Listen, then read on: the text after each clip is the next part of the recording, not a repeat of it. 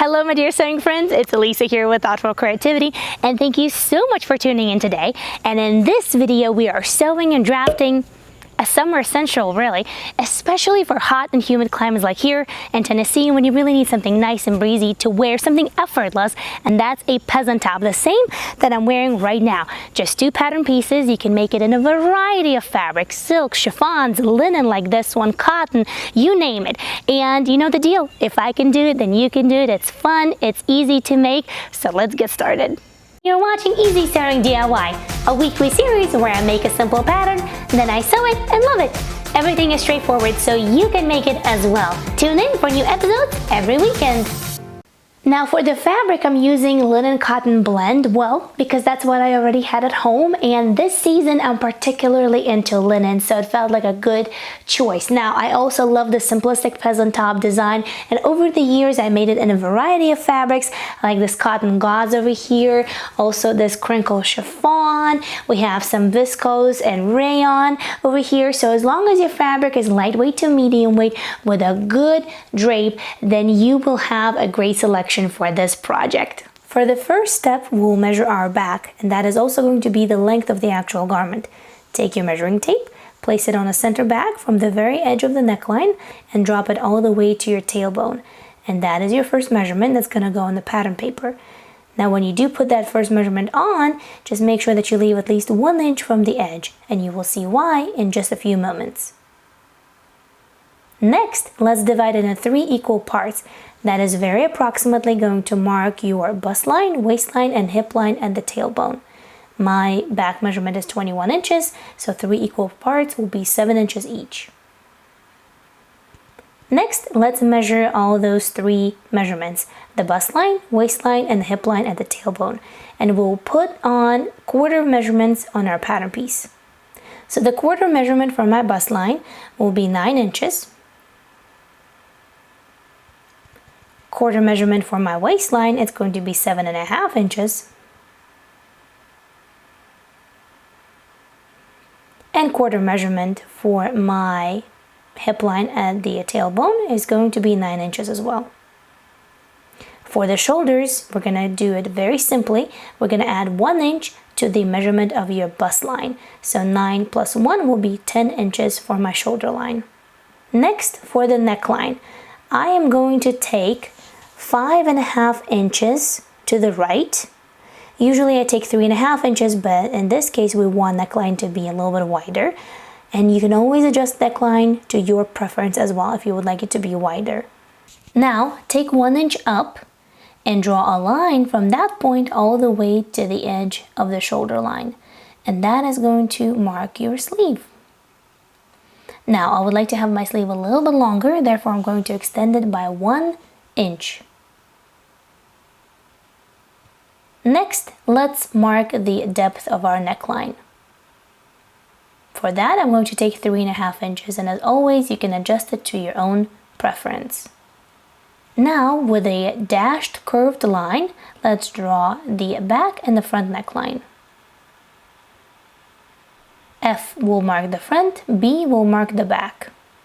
Now, let's add 1 inch of ease to each one of the measurements of bust line, waistline, and the hip line at the tailbone. Now, for the width of the sleeve, measure the thickest part of your upper arm. We're going to take the full measurement. We are going to divide it in half. So mine is 10 divided in half. Then we're going to add 2 inches for the ease, and that's what we're going to drop from the edge of our shoulder line into the direction of the bust line. Now here I'm taking 8 inches, 1 inch more, because I really want the blouse to be nice and flowy. Now here take 1 inch to the side because we're going to curve in the sleeve to make it more defined.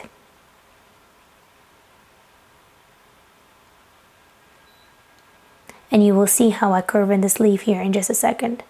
So with a dashed line, make kind of like a J letter, inverted J letter.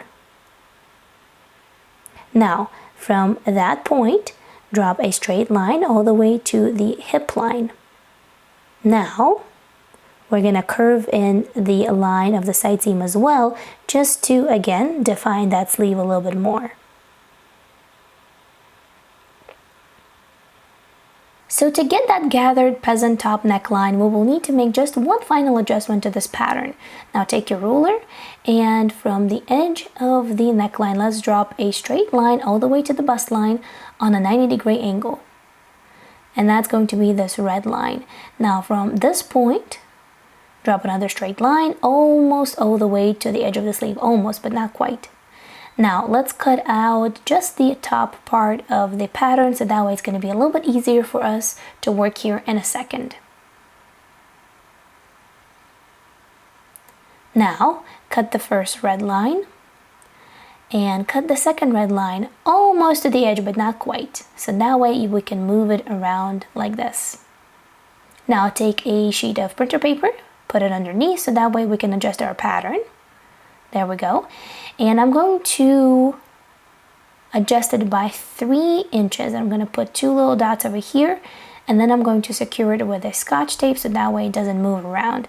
And usually we would make this adjustment by reducing the bust dart, and then opening it up into the neckline, but we are working with a pattern that doesn't have any darts, so we are going to open our neckline this way. Now we're just going to adjust our neckline. We're going to start with the back neckline with a dashed red line. We are going to draw a new neckline. There we go. And my kitty cat was here, so she distracted me, so I will need to redo my neckline here in just a second. There we go. I'm going to adjust it by a tiny bit. You see, not everything happens from the first try, but it's all right.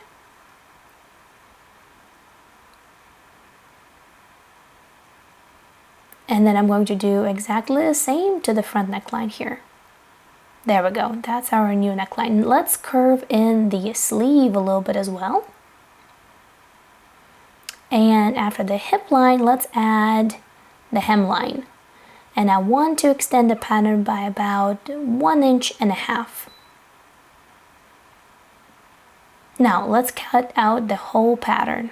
And please note that I'm cutting my pattern without seam allowances because I like to add them when I'm actually cutting the fabric out. So you guys do the way it's best for you. And also this pattern is great for kids as well. I love to make this pattern for my little one. It's nice and breezy. Now our pattern is ready, and remember I told you to leave about 1 inch from the edge. Now this 1 inch we are going to add to our front pattern piece, but only to the front pattern piece, so that way we have more gathers in the front. Speaking of kids, I know that there is a duo of subscribers, a mother and a young daughter, that sew together. They choose their fabrics, they draft their patterns, they just have fun with sewing, and they share that with me, and I absolutely love it. And I know that the young lady has a birthday this week, so I wanted to wish you, Alice, happy birthday. Stay as wonderful young lady as you are. Continue your passion for all creative things. Definitely don't make it easy on your mom with your fabric choices, because I know you have a particular taste, but that's a good thing. So have fun with sewing, keep growing, be wonderful. Don't let that light be darkened by anything else in the world. Have fun and happy birthday. Now lay your fabric on a fold and let's cut out our first pattern piece, which is going to be the back pattern piece. And as you see, I'm adding my seam allowances as I go. Now, since our pattern piece contains both the front and the back, I'm going to make it a little bit easier myself, and I'm going to cut the neckline like this, and then I'm going to fold it onto itself, so that way I will get a really nice clean neckline to cut, and I can reuse that pattern piece for both front and back.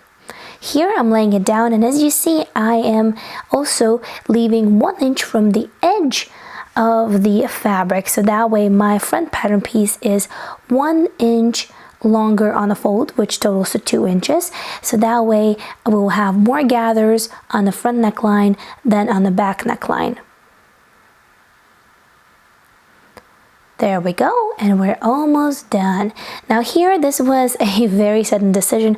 I decided to curve in the hem just by a tiny bit, just to give it a little bit more of an element of a shirt.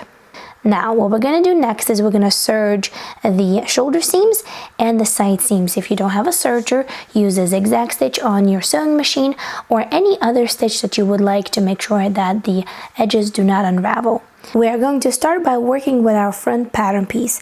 What you're going to do is you're going to fold it in half, nice and neat, to make sure everything is matching.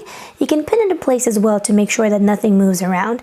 And for this particular part of a teardrop closure, I have a very detailed tutorial for you guys in the info box below, so definitely check for it.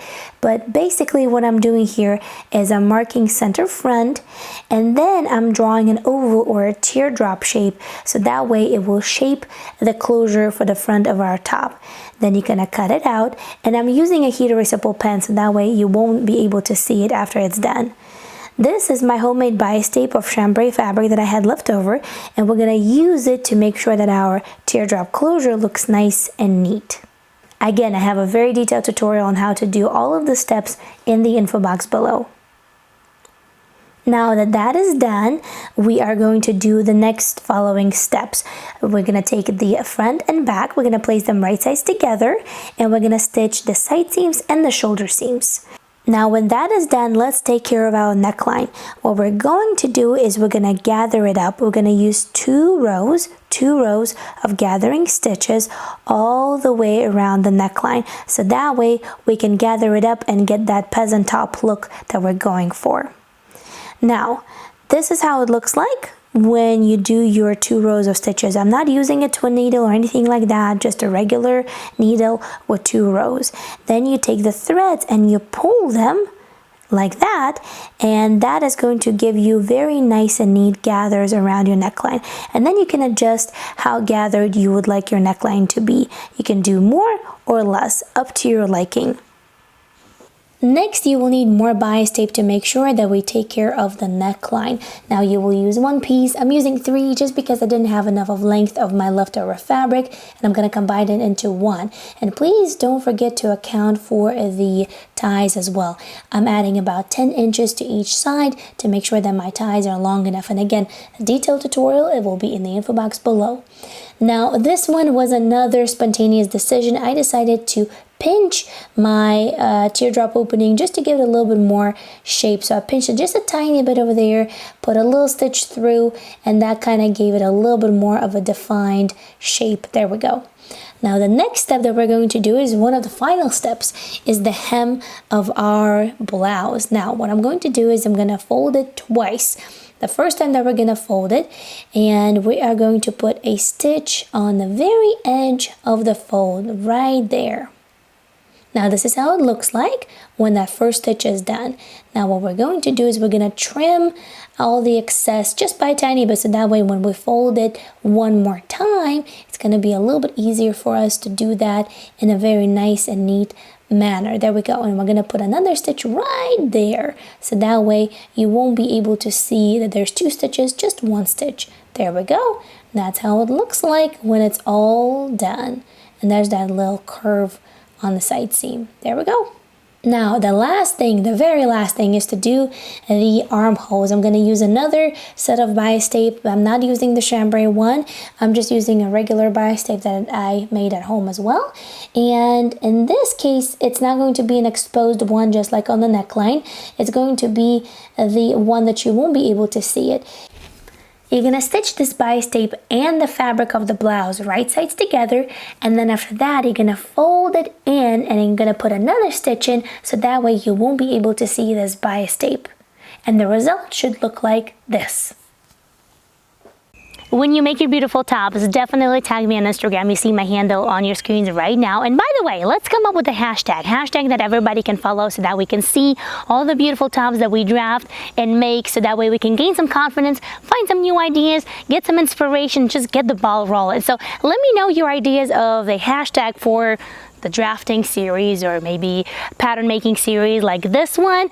Yeah, type your suggestions in the comments below. I'd love to hear what you guys say, and let's come up with a hashtag together. And if you loved this video, I'm sure you will love the other drafting videos that I have on this channel as well. You see them on your screens right now.